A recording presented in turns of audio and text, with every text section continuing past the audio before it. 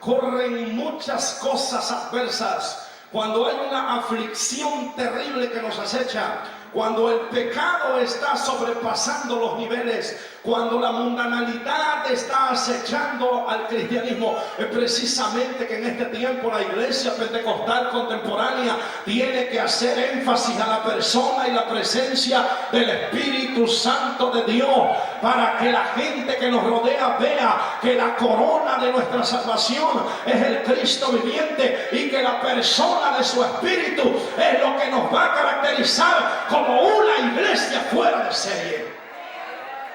La iglesia hoy en día tiene que creer en el Espíritu Santo más que como un apéndice doctrinal, como en la fuente de poder. Tiene que creer en el Espíritu Santo como la tercera persona de la trina deidad, como aquel glorioso Dios que descendió sobre jueces, sobre profetas, de una manera poderosa, revistiéndolos, vigorizándolo para el ministerio del Antiguo Testamento. La iglesia tiene que creer en el Espíritu Santo como aquella grácil paloma que posó sobre Cristo Jesús para identificar a la gente que Jesús era más que un carpintero, era la revelación perfecta de Dios a revelar al mismo mundo. La iglesia tiene que creer todo esto.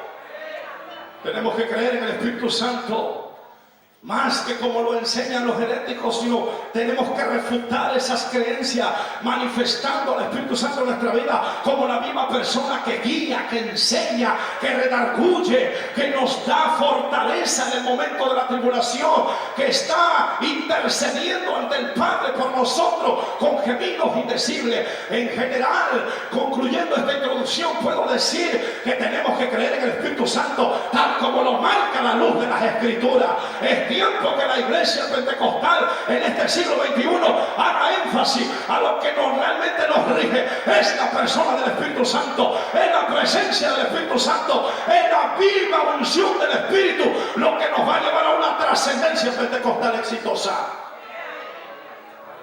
Recuerdo todo esto, lo recalco porque hay una gran crisis en este tiempo. Hay una crisis que ha mantenido a la iglesia estática. Y tristemente lo puedo decir más en particular, como asambleístas, muchas veces se nos olvida que somos pentecostales. Muchas veces hemos cerrado la página de nuestra historia, olvidando que las asambleas de Dios en esta frontera y en el norte de México se levantó en el fuego del Espíritu Santo de Dios. Surgió del fuego ardiente del Espíritu. La iglesia pentecostal en este tiempo debe hacer énfasis al genuino avivamiento, debe reflejar ese genuino avivamiento, y no hay otro avivamiento más legítimo como el que recarga las Sagradas Escrituras. El poder del Espíritu se caracteriza en la iglesia como lo marca el ejemplo de la iglesia primitiva en el libro de los Hechos. Dios se quiere mover en este tiempo de una manera más poderosa aún de la que se movió en el siglo I. Pero depende de la actitud de esta generación. Depende de la disposición de esta generación. Y aquí generalizo no solo los que tenemos ministerio, liderazgo, grados y oropeles, sino a toda la iglesia en general. Depende de esta generación el que abra una actitud positiva, el que abra la puerta de su corazón para que la obra del Espíritu continúe con éxito. Porque en este tiempo es donde Dios se quiere mover en cada congregación. En este tiempo es donde Dios se quiere mover en cada liturgia, en cada culto familiar, en cada programa de oración. Por muy local o muy íntimo que sea el programa, ahí se quiere el poder de Dios. Ahí se necesitan ver los milagros, ahí se necesitan ver las señales. El mismo Espíritu que rigió la iglesia primitiva es el que nos rige a nosotros, es el que está en medio de nosotros, y Él se quiere mover. Y el que está al lado, déjalo que se mueva. Permítele que se mueva. Es tiempo de permitir que la presencia del Señor. Vemos que en la comunidad de los primeros creyentes, el libro de los Hechos testifica con una verdad infalible bases importantes de lo que en realidad era la identidad de esta iglesia. Esta iglesia dependía totalmente del Espíritu Santo. ¿Qué vemos en la iglesia primitiva? Un explosivo crecimiento. Me asombra que son solo 10 días de 120 se convierte en un rubro de 3.000 personas. No tenían los avances tecnológicos que ahora tenemos en este siglo. No tenían todas las comodidades que ahora nosotros tenemos. Pero lo que más me impacta, no tenían la libertad de expresión que hoy nosotros tenemos. Muchos de ellos tuvieron que correr de un lado a otro, tuvieron que pagar el precio de la persecución, tuvieron algunos hasta que permitir que su sangre corriera por los ríos de la tierra. ¿Para qué? Para que la palabra se siguiera predicando. Pero pese a eso veo un resultado gratificante, veo un crecimiento explosivo, veo milagros, veo señales, veo prodigios que la Biblia nos enseña. Y en dónde descansaba la fortaleza que los caracterizaba, qué era lo que detonaba, o mejor dicho, ¿quién detonaba dicha bendición? No era su intelecto, no era su religiosidad, no, era la presencia, era la persona, era el poder del Espíritu Santo lo que tenía la iglesia como una iglesia potente, poderosa. Y es precisamente en este tiempo cuando la iglesia debe permitir que la obra del Espíritu Santo se caracterice en medio de ella. Tenemos que mostrar al mundo nuestra identidad. Y nuestra identidad pentecostal descansa en la obra y en la persona del Espíritu Santo. Precisamente de manera práctica y sencilla, de eso quiero hablar esta tarde. Acerca de las características que identifican a la iglesia pentecostal. Hay tantas características que podemos ver en este libro glorioso. Tantas bases, características que reflejaron a esta iglesia como una iglesia poderosa. Pero solo quiero compartirles 3 porque el tiempo avanza. Y la primera que se refleja aquí, la primera base que empieza a surgir en ellos y que los va llevando a esta senda de victoria es precisamente la obediencia y la perseverancia. ¿Por qué es tan importante que la obediencia y la perseverancia sea un principio que rija a nuestra iglesia? Y que es tan necesario que como comunidad cristiana evangélica nos caracterice. La obediencia y perseverancia es lo que provoca que Dios se una a su pueblo. Lo que va a provocar que lo sobrenatural se una con lo natural. A Dios le agrada una iglesia que sea perseverante, que sea obediente a su palabra, que no discuta sus mandamientos. La obediencia y la perseverancia comienza con esta actitud sencilla. Él les dice: esperen en Jerusalén. Versículo 5 dice: porque Juan ciertamente bautizó con agua, mas ustedes serán bautizados con el Espíritu dentro de no muchos días. Refleja ese mandato en el versículo 8 cuando dice: pero recibiréis poder cuando haya venido sobre ustedes el Espíritu Santo. A partir de ese momento, ellos que fueron testigos oculares de la ascensión de Cristo descienden a Jerusalén y se dedican a tener un estilo de vida de obediencia y perseverancia. La unidad, la unanimidad, el estar en comunión con Dios, el estar unidos, el estar clamando, el estar perseverando en unidad en la iglesia, el estar cada día buscando el rostro de Dios. Eso los caracterizó como una generación obediente a la voz de Dios. Antes que cualquier opinión, antes que cualquier argumento, hay algo que nos debe sensibilizar en este tiempo, y es la obediencia absoluta a la voz de Dios.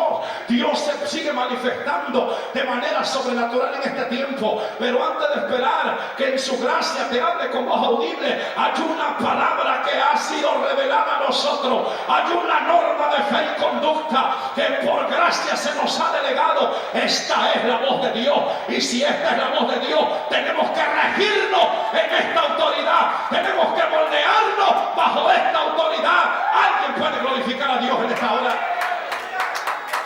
Es triste como hoy en día mucha gente busca avivamientos, pero no se rigen a la palabra. Es triste cuando nos dejamos llevar por nuestras emociones y muchos corren detrás de los predicadores diciendo que yo quiero que me dé una palabra, cuando tenemos la palabra viva y eficaz que jamás será pasada por alto. Yo no estoy en contra de las manifestaciones sobrenaturales a través de los dones de ciencia o de profecía, pero todo eso tiene que estar sujeto a la autoridad de la palabra. Y todo creyente que quiere buscar a Dios, que quiere que Dios haga algo nuevo en su vida, todo ministro que quiere que Dios haga algo nuevo en su iglesia, toda congregación que anhela recibir el ardiente fuego de Dios, tiene primero que ser obediente y perseverante, rigiéndose bajo la autoridad de la palabra. Esta palabra la que nos vivifica, es la palabra la que nos hace madurar, es la palabra la que nos forja. Oh, hay alguien aquí que pueda glorificar a Dios por ello. Es su palabra viva y eficaz, la que nos forja, la que provoca madurez en nosotros, la que saca a la luz toda basura. Cuando nos metemos en la palabra se van los prejuicios al agua. Cuando nos metemos en la palabra sale toda la escoria, la carnalidad, todos los argumentos erróneos, toda la herejía. Hay gente que todavía trae secuelas heréticas en la iglesia, pero necesitas regirte por la palabra, meterte en la palabra, necesitas congregarte en la palabra. Oh, qué terrible que ahorita las escuelas dominicales están en el abandono. Qué terrible que ahorita los seminarios pentecostales están en el abandono. Hoy en día la gente solo quiere emoción, la gente solo quiere danzar, la gente solo quiere brincar, pero no quiere vivir la palabra. ¿Sabes dónde empieza a detonar el genuino avivamiento pentecostal? Cuando nos metemos en la palabra, cuando nos llenamos de doctrina, cuando nos dejamos forjar por la veracidad de la palabra. Entonces la misma palabra te va a transformar. Saca todo lo que tenga que sacar. Hace una limpieza especial en tu corazón, y al rato cuando la gente te va a ver a ti, va a ver en ti la luz de la palabra, va a ver en tus obras el poder de la palabra, va a ver en tus actitudes la veracidad de la palabra. Alguien diga amén acá. A su nombre la gloria. Es triste que muchos por eso se desvían. Cielo y tierra pasarán, pero no lo dijo cualquier hijo de vecina, lo dijo el soberano. Mi palabra no pasará. Aquella noche que él era sensible en su humanidad, esa noche en que iba a experimentar, ya estaba experimentando su pasión. Después de cenar con los 12, y después de haber dado toda una retórica doctrinal y teológica, y precisamente esa noche cuando prometió la venida del Consolador, cuando declaró que no era una fuerza activa como dicen los herejes, sino una persona viva, porque dijo el Espíritu de verdad quien nos guiará a toda verdad. Aquella noche también él en su oración dejó grabada una palabra que me conmueve, y es cuando dijo: Padre mío, hablando de su pueblo, hablando de sus ovejas, hablando de ti y de mí, dijo: santifícalos en tu verdad, tu palabra es la verdad. Queremos ver milagros en nuestras iglesias, vivamos la palabra, seamos obedientes a su palabra, perseveremos en la palabra, dotémonos de palabra. Todas las generaciones que están llegando de nuevo tienen que ser llenas de la palabra. La verdadera y genuina prosperidad que viene de lo alto se detona en la palabra. Cuando vives la palabra eres prosperado. Cuando vives la palabra eres bendecido. Cuando perseveras en la palabra y te sujetas en obediencia a la palabra, algo empieza a suceder. Y mira que hay algo que me encanta. Cuando el creyente vive en la palabra, en la atmósfera de la palabra, sin que el creyente lo espere y sin que menos se dé cuenta, algo lo empieza a rodear. Una fuerza sobrenatural del Espíritu lo empieza a caracterizar, de tal manera que cuando el diablo se aparece y ve a ese creyente, sale huyendo como el chucho con la cola entre las patas, porque ve en ti el poder de la palabra. Y hay algo que no soporta el diablo, y es cuando un creyente vive en la palabra, se somete a la palabra, obedece y persevera en la palabra. A su nombre la gloria. Seamos obedientes y perseverantes. El pentecostalismo de este siglo necesita vivir la palabra. Si queremos experimentar un verdadero Pentecostés, tenemos que practicar la obediencia absoluta a esa palabra. Tenemos que aprender a esperar con paciencia las promesas de Dios, precisamente porque vivimos la palabra. Y si aún así hay gente que aunque vive la palabra no ha recibido bautismo en el Espíritu Santo, créanle a la palabra, la promesa está viva. Pero tiene que haber paciencia y perseverancia, sometimiento absoluto. a la palabra. Lo que está escrito no se tiene por qué tener en tela de juicio. Lo que está escrito no se tiene por qué debatir ni discutir. Simplemente se tiene que acatar. Un día Jesús llega con Pedro y dice: préstame tu barca. Se adueña de la barca. Y después le dice: boga para adentro conmigo. Y como que al principio Pedro quiere debatir: Señor, es que hemos pasado toda la noche y no hemos pescado nada. Pero algo vino en Pedro y eso quedó como un legado. Dijo: pero di la palabra y en tu palabra echaré la red. Nos rige la palabra, amados. El sometimiento absoluto a la palabra nos va a llevar a una trascendencia gloriosa. El avivamiento glorioso que caracterizó a esta iglesia fue precisamente perseverar en la palabra. Y perseveraban también unánimes en otro aspecto. Yo quiero que vaya al contexto de lo que leímos. Y en el versículo 14 se encuentra otra base fundamental que caracterizó a la iglesia primitiva como una iglesia ferviente, poderosa, como un pentecostalismo genuino. En el 14 dice de esta manera: todos estos, hablando del grupo que estaba ahí, todos estos perseveraban unánimes ¿en qué? En oración. En oración. En oración. Y cuando se metían a orar sucedían cosas tremendas. La segunda característica de una iglesia ferviente es precisamente una vida de oración. Sin una vida de oración no hay avivamiento. Si no tenemos una vida genuina de oración constante, nunca va a haber crecimiento. Nunca va a haber avivamiento. Las iglesias que están escasas de oración están secas, están vacías. Podrá haber multitud de almas, pero hay una mortandad espiritual tremenda. El fuego del Espíritu, el poder del Espíritu en Pentecostés, en el libro de los Hechos, surgió de un momento de oración. Surgió de un grupo de personas que estaban en un aposento alto. No estaban ahí viéndose las caras unos a otros. Estaban unánimes, estaban clamando, estaban pidiendo, estaban rogando. No se cansaban de orar, no se cansaban de ayunar, no se cansaban de pedir el fuego de Dios. Hoy en día me da tanta tristeza ver a una generación que ha menguado, que se ha olvidado de pedir con vehemencia, con un anhelo y ánimo pronto, para que el fuego del Espíritu caiga sobre aquellos que necesitan ser empoderados por el poder de su gloria. Hoy en día ha venido una pereza espiritual terrible, no solo en la iglesia, desde los ministerios hacia el poder, hacia el fuego del Espíritu. Iglesia del Señor, amada red asambleísta de esta zona, Dios te habla en esta noche, Dios te confronta con su palabra y te dice: es tiempo de volver al altar, es tiempo de volver a la oración, es tiempo de perseverar unánimes en oración y ruego, porque algo quiere hacer Dios en tu vida. El que se ha glorificado se quiere glorificar de nuevo. El que se ha glorificado se quiere glorificar de nuevo en medio de tu familia, en medio de tu iglesia, en medio de tu ministerio, en medio de tu potencial, en medio de tu membresía eclesiástica. Ahí se quiere glorificar el Espíritu de Dios, pero precisamente para que Él se glorifique, algo espera Él de ti. Los altares están vacíos. Es tiempo que los altares vuelvan a ser llenos de esa ofrenda, de esa fragancia que es la oración perseverante. ¿Cuántas veces Pablo exhorta de esto? La misma noche que fue arrestado, Jesús les dijo a ellos: velad y orad para no caer en tentación. El espíritu está presto y siempre esta carne es débil. Pablo le dijo a los romanos: seamos constantes en oración. Y a los tesalonicenses les dijo: orad sin cesar. Es la oración lo que va a detonar el avivamiento genuino en la iglesia.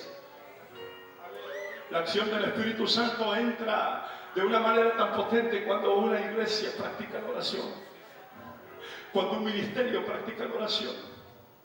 Es triste y lamentable ver lo que las estadísticas se marcan. En medio de la comunidad pentecostal, solo un limitado porcentaje de personas son bautizadas en el Espíritu Santo. Solo un limitado porcentaje de la congregación ora a Dios en lenguas o habla en otras lenguas. Y la pregunta es de muchos: ¿qué está sucediendo con el pentecostalismo contemporáneo? Cuando nuestras raíces surgieron de un fuego ferviente pentecostal. ¿Cuántos aquí recuerdan, los que tenemos tiempo en el Evangelio? ¿Cuántos de los que somos nacidos de cuna evangélica recuerdan esos cultos fervientes pentecostales donde se sabía la hora de entrada pero ni siquiera nos acordábamos de la hora de salida? Porque cuando